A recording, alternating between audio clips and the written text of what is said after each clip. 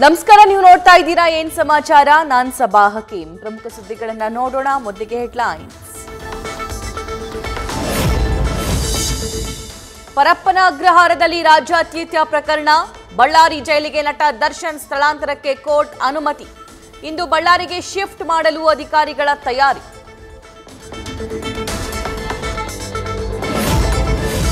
ಬಳ್ಳಾರಿ ಜೈಲಿಗೆ ಹೋಗಲು ನಟ ದರ್ಶನ್ ಹಿಂದೇಟು. ಇಲ್ಲಿ ಆರಾಮಾಗಿದ್ದೀನಿ, ಯಾವುದೇ ಕಾರಣಕ್ಕೂ ಹೋಗಲ್ಲ. ಹಠ ಹಿಡಿದ ದರ್ಶನ್ ಮನವೊಲಿಕೆಗೆ ಅಧಿಕಾರಿಗಳ ಹರಸಾಹಸ.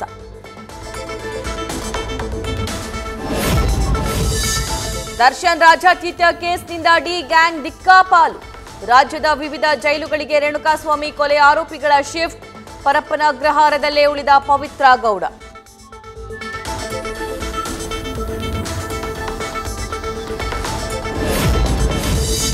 ಬಳ್ಳಾರಿ ಜೈಲಿಗೆ ನಟ ದರ್ಶನ್ ಸ್ಥಳಾಂತರಕ್ಕೆ ಅನುಮತಿ ಹಿನ್ನೆಲೆ ಮುಂಜಾಗ್ರತಾ ಕ್ರಮವಾಗಿ ಜೈಲಾಧಿಕಾರಿಗಳಿಂದ ಬಿಗಿ ಭದ್ರತೆ. ಜೈಲು ಸಂಪರ್ಕದ 2 ರಸ್ತೆಗಳಲ್ಲಿ ಬ್ಯಾರಿಕೇಡ್ ಅಳವಡಿಕೆ.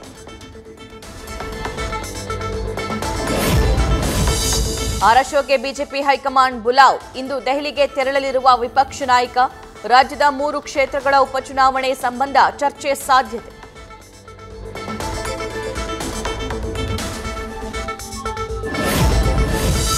ಚನ್ನಪಟ್ಟಣ ಬೈ ಎಲೆಕ್ಷನ್ನಲ್ಲಿ ಸ್ಪರ್ಧೆ ಮಾಡ್ತಾರಾ ನಿಖಿಲ್ ಕುಮಾರಸ್ವಾಮಿ.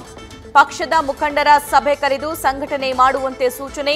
ಪರೋಕ್ಷವಾಗಿ ಟಿಕೆಟ್ ಸಿಗುವ ಸುಳಿವು ನೀಡಿದ್ರ ನಿಖಿಲ್.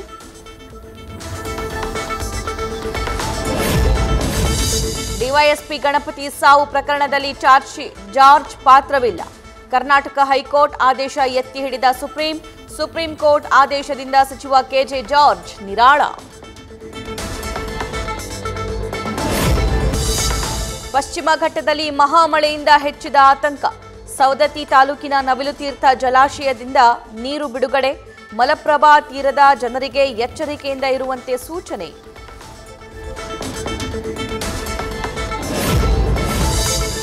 ಸಿಲಿಕಾನ್ ಸಿಟಿ ಜನರಿಗೆ ತಪ್ಪದ ರಸ್ತೆ ಗುಂಡಿ ಗಂಡಾಂತರ.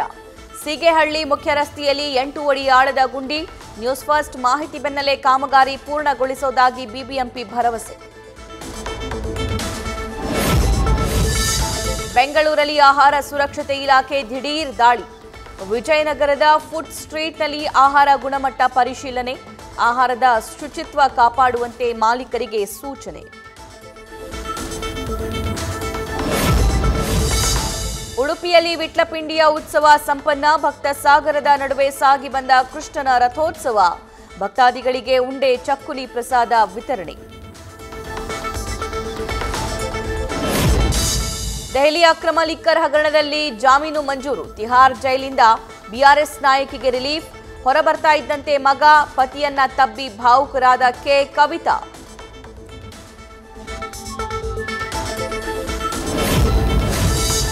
ಬುಡಕಟ್ಟು ಅಸ್ತಿತ್ವ ಉಳಿಸಲು ಬಿಜೆಪಿಗೆ ಸೇರ್ಪಡೆ. ಜಾರ್ಖಂಡ್ನ ಚಂಪಾಯಿ ಸುರೇನ್ ಸ್ಪಷ್ಟನೆ. ಆಗಸ್ಟ್ 30ರಂದು ರಾಂಚಿಯಲ್ಲಿ ಅಧಿಕೃತವಾಗಿ ಕಮಲ ಹಿಡಿಯಲಿರುವ ಮಾಜಿ ಸಿಎಂ. ರಾಷ್ಟ್ರ ರಾಜಧಾನಿ ದೆಹಲಿಯಲ್ಲಿ ಧಾರಾಕಾರ ಮಳೆ ನೀರಿನಿಂದ ರಸ್ತೆಗಳು ಜಲಾವೃತ. ಕೆಟ್ಟು ನಿಂತ ಆಟೋಗಳು, ಚಾಲಕರ ಪರದಾಟ.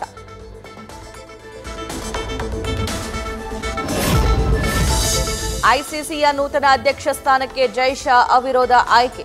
ಡಿಸೆಂಬರ್ 1ರಂದು ಅಧ್ಯಕ್ಷರಾಗಿ ಅಧಿಕಾರ ಸ್ವೀಕಾರ. ಐಸಿಸಿಗೆ ಅಧ್ಯಕ್ಷರಾದ 5ನೇ ಭಾರತೀಯ ಎಂಬ ಕೀರ್ತಿಗೆ ಜೈ ಶಾ ಪಾತ್ರ.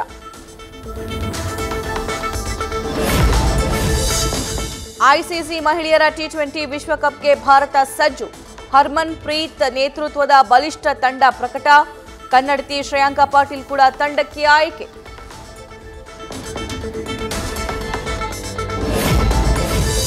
ಇಂದಿನಿಂದ ಪ್ಯಾರಿಸ್ನಲ್ಲಿ ಪ್ಯಾರಾ ಒಲಿಂಪಿಕ್ ಹಬ್ಬ. ಭಾರತೀಯ ಕಾಲಮಾನದ ಪ್ರಕಾರ ರಾತ್ರಿ 11:30ಕ್ಕೆ ಉದ್ಘಾಟನಾ ಸಮಾರಂಭ. ದಾಖಲೆ ಪದಕ ಗೆಲ್ಲುವ ವಿಶ್ವಾಸದಲ್ಲಿ ಭಾರತದ ಅಥ್ಲೀಟ್ಗಳು. ನ್ಯೂಸ್ ಫಸ್ಟ್ ನಿರ್ಭೀತಿಯಿಂದ ನಿಮ್ಮ ಪರವಾಗಿ.